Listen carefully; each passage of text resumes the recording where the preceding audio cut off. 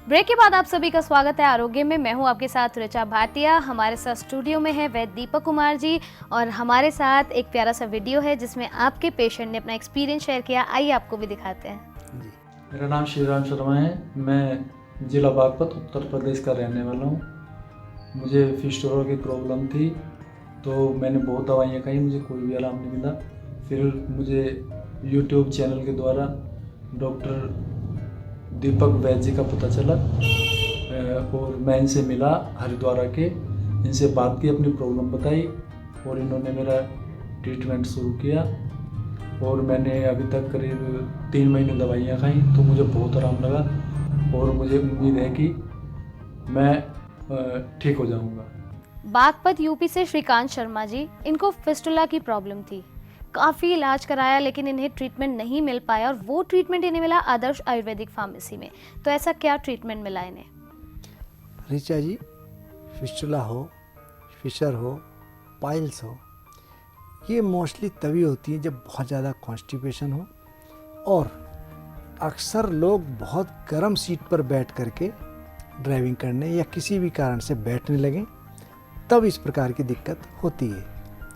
Fistula 3 प्रकार का है, एकमुखी, द्विमुखी और बहुमुखी। एकमुखी में सिर्फ इसका एक ही मुख होता है, द्विमुखी में एक मुख अंदर और एक मुख बाहर, और बहुमुखी में कई सारे मुख होते हैं। हम अपनी फार्मेसी में एक दवा बनाते हैं, बवासीर की दवा। ये पाइल्स हो, फिशर हो, फिस्टुला हो, तीनों में बहुत अच्छा कार्य करती है। मैंने इनको बवासीर की दवा के साथ रक्त विकार नाशक और नीम घनवटी, इन तीनों की 2-2 गोली दिन में 2 बार पानी के साथ सेवन कराई और साथ में प्रवाहिकार चूर्ण 1 चम्मच और आधी ग्राम स्फटिक भस्म, फिटकरी की भस्म मिला करके दिन में 1 से 2 बार, मैंने इनको 2 बार शुरू में दी और धीरे धीरे उसको 1 बार करके तब बंद किया। इनको इस प्रयोग से बहुत लाभ मिला। हम एक तेल बनाते हैं, बवासीर के मस्सों का तेल, जिसको अंदर पिच करवाते हैं। इनको भी मैंने पिच के लिए दिया और जहाँ जहाँ इनके जो मुख बने हुए थे धीरे धीरे हिलप हुए और भगवान के आशीर्वाद से आपने देखा इनको बहुत लाभ मिला और अभी काफ़ी हद तक स्वस्थ है। बहुत बहुत शुक्रिया हमारे साथ शेयर करने के लिए। क्योंकि वैद्य जी आज हम रिकेट्स के बारे में बात कर रहे हैं तो आपने बताया किस तरह से इसको पहचाना जा सकता है और कितना बुरा होता है, कितनी बुरी होती है ये बीमारी, बच्चों को काफ़ी परेशानी होती है। तो मैं जानना चाहती हूँ इसका आयुर्वेद में परमानेंट इलाज क्या है? ऋचा जी, इसका आयुर्वेद में बहुत अच्छा इलाज है। सबसे पहले हमको ये देखना चाहिए कि ये बीमारी क्यों बन रही। इसका मुख्य कारण है विटामिन डी की कमी होना। विटामिन डी युक्त हमको भोजन में दूध, दही, पनीर, अंडा इत्यादि का, मछली का सेवन करना चाहिए। एक मैं छोटा सा प्रयोग बता रहा हूँ, जिनको रिकेट्स है उनके लिए भी और जिनके शरीर के अंदर विटामिन डी की कमी है उनके लिए भी। जहाँ महंगी से महंगी दवाई नहीं काम करती, वहाँ यह छोटा सा प्रयोग बहुत अच्छा कार्य करता है। गोघृत होना चाहिए, गाय का घी ही 1 चम्मच और 1 चम्मच प्योर तिल का तेल और 8 चम्मच शहद, इन तीनों को अच्छी तरह मिलाकर दिन में 2 बार 1-1 चम्मच हम इसका मिश्रण कर लें तो शरीर के अंदर विटामिन डी की कमी तो दूर होती ही है, साथ ही साथ यह प्रयोग रिकेट्स में, जिसको सूखा रोग बोलते हैं, उसमें भी बहुत लाभ देता है। इसमें शरीर के अंदर कैल्शियम की कमी होती है। कैल्शियम आयुर्वेद के अंदर मुक्ता पिष्टी और प्रवाल पिष्टी में सबसे ज़्यादा है। तो मैं अक्सर इस प्रकार के लोगों को कुमार कल्याण रस 1 ग्राम, 5 ग्राम मुक्ता पिष्टी और 10 ग्राम प्रवाल पिष्टी, आयु के हिसाब से 30, 40 या 60 पुड़िया बनाकर दिन में 2 से 3 बार इसको शहद के साथ देते हैं। उससे इस बीमारी में बहुत लाभ मिलता है।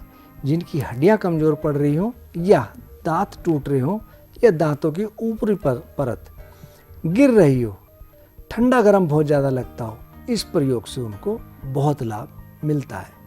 एक छोटा सा प्रयोग और बता रहा हूँ कि अंडे की पीली जर्दी हम ले लें और उसको शहद मिला करके किसी मिट्टी के बर्तन में खूब हल्की आंच पर खूब उसको गर्म करें और उसको घोटते रहें। घोटते घोटते जब वो बिल्कुल लाल रंग की हो जाए उसको उतार लें।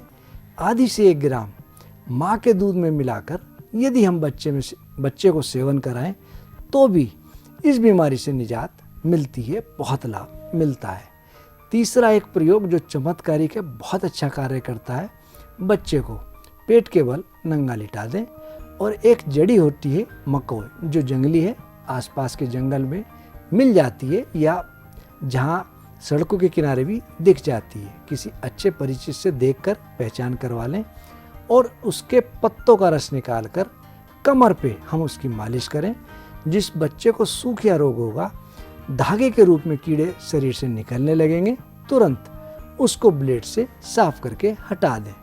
इस प्रकार हम जब तक मालिश करते रहेंगे और कीड़े निकलते रहेंगे, रेजर से साफ करते रहें, धीरे धीरे धीरे वे कीड़े निकलने बंद हो जाएंगे और बच्चे को इस बीमारी से मुक्ति मिल जाती है। इस बीमारी को सोकड़ा भी कहते हैं। तो ये छोटे प्रयोग जो मैंने कुछ बताए हैं इस बीमारी के लिए चमत्कारिक हैं और बहुत अच्छा लाभ देते हैं। बहुत ही अच्छे प्रयोग और बहुत आसान प्रयोग आपने बताए हैं। तो अगर आपके बच्चे के साथ ऐसी कोई समस्या है तो ये प्रयोग आप इस्तेमाल में ला सकते हैं। आपका बच्चा बिल्कुल स्वस्थ हो जाएगा, बिल्कुल टेंशन मत लें। इससे जुड़ा अगर कोई और सवाल है तो आप इन नंबर्स पे कॉल कर सकते हैं जो लगातार आपकी टीवी स्क्रीन पर फ्लैश हो रहे हैं। इसी के साथ कॉलर हमारे साथ जुड़ चुके हैं, आइए उनसे बात करते हैं। जी हेलो। हेलो। हाँ जी जी जी, कौन बोल रहे हैं? जी मैं ममता बोल रही हूँ, ममता श्रीवास्तव। बहुत बहुत स्वागत है आपका। वैद्य जी से क्या सवाल है आपका?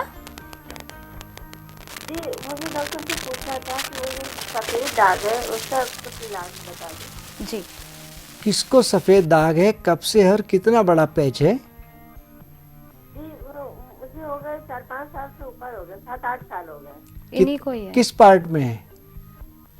पैर के पंजे में, हाथ के पंजे में है और ठीक। थोड़ा सा होठ के अगल बगल है। ठीक, और कोई दिक्कत?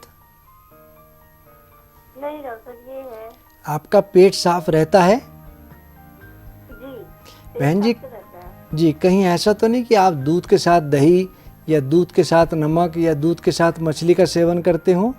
जैसे नाश्ते में पराठे के साथ। ठीक बहन जी, ये बीमारी अक्सर उन लोगों को सताती है जो दूध के साथ दही लेते हो या नमक नमकीन या सब्जी खा करके ऊपर से दूध पीते हो या मछली खा करके ऊपर से दूध पीते हो। शरीर के अंदर हमारे जो कलर्स बनाते हैं सेल्स, उसको मेलानिन कहते हैं, उसकी कमी से भी ये दिक्कत हो जाती है। तो सबसे पहले आप अपने खाने पीने का मैनेजमेंट ठीक करें और इस बीमारी में आप नमक का प्रयोग जितना कम करेंगे आपको उतनी जल्दी लाभ मिलेगा। औषध में आप 2 गोली रक्त विकार नाशक, 2 गोली नीम घनवटी और 2 गोली पंचतिक्त घृत गुग्गुल, इन तीनों की 2-2 गोली सुबह शाम पानी के साथ सेवन करें। और बाकुची चूर्ण इस बीमारी की बहुत अच्छी दवाई है। आधी ग्राम से लेकर 5 ग्राम तक इसकी मात्रा है, लेकिन किसी को 1 ग्राम से ऊपर खुजली करने लगता है। बाकुची चूर्ण शुद्ध होना चाहिए, यदि वो अशुद्ध है तो शरीर में खुजली ज़्यादा पैदा करेगा। उसका शोधन के लिए आप बाकुची चूर्ण ले लें, गोमूत्र में इसको 3 दिन तक भिगाएं, प्रतिदिन गोमूत्र चेंज करते रहें। तीसरे दिन उसको धोकर सुखाकर कूटकर आधी से 1 ग्राम दिन में 2 बार पानी के साथ सेवन करें।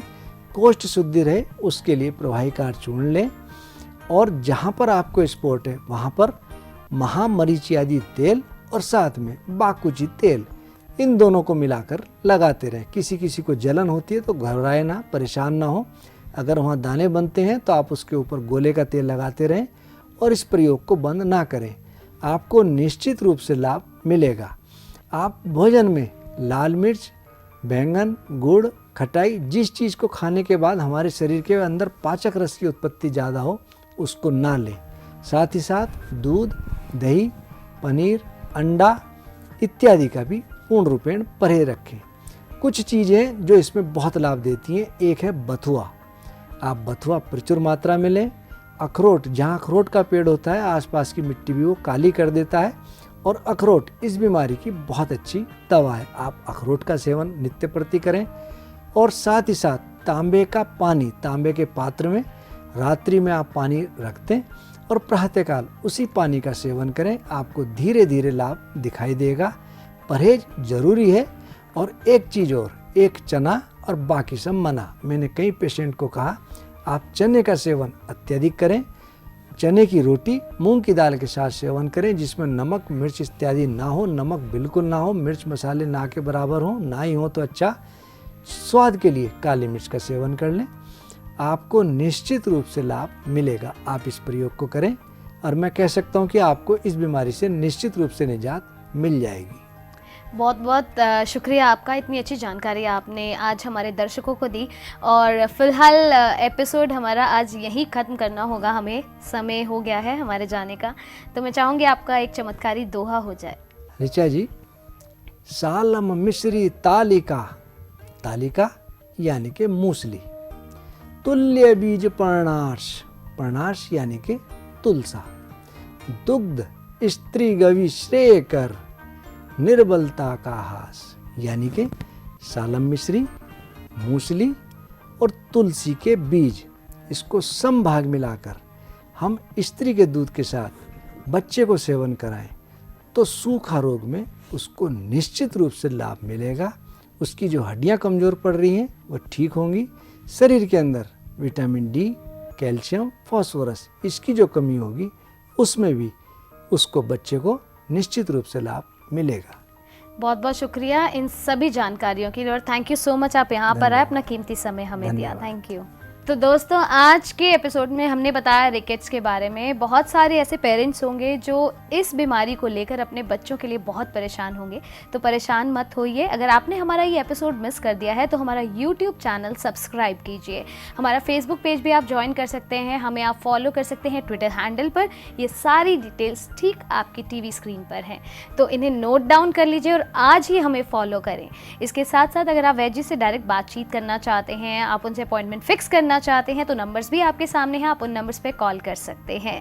और अगर आप औषधि ऑर्डर करना चाहते हैं 100% प्योर आयुर्वेदिक, तो आप वो कर सकते हैं आदर्श आयुर्वेदिक फार्मेसी से। हमारी ई-कॉमर्स साइट पे आप चेकआउट करके सारी मेडिसिन, उसमें से जो भी आपको लगता है कि आपको चाहिए वो आप ऑर्डर कर सकते हैं। पेमेंट ऑप्शंस भी हैं और आपको घर पे बैठे बिठाए आपको औषधियाँ मिल जाएंगी। तो ये सारे ऑप्शन सिर्फ और सिर्फ आपके लिए हैं, आपकी कंफर्टेबिलिटी के लिए हैं। आज ही जुड़े आरोग्य के साथ, आज ही आयुर्वेद को अपनाएं। फिलहाल हमें दीजिए इजाज़त, आपसे अगले एपिसोड में फिर से मुलाकात होगी। तब तक के लिए अपना और अपने बच्चों का ख्याल रखिएगा। नमस्कार।